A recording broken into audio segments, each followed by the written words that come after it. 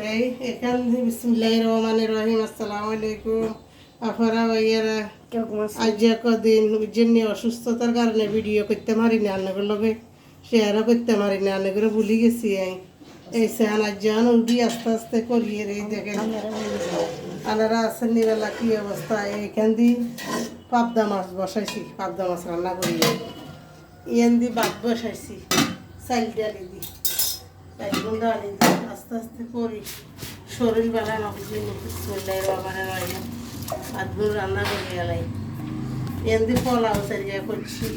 আচ্ছা জন্য মরক রান্না করছি। এই ইয়ান দিয়ে এখানে জাল হাতোয়া করছি, আবার এনে মরক রান্না করছি।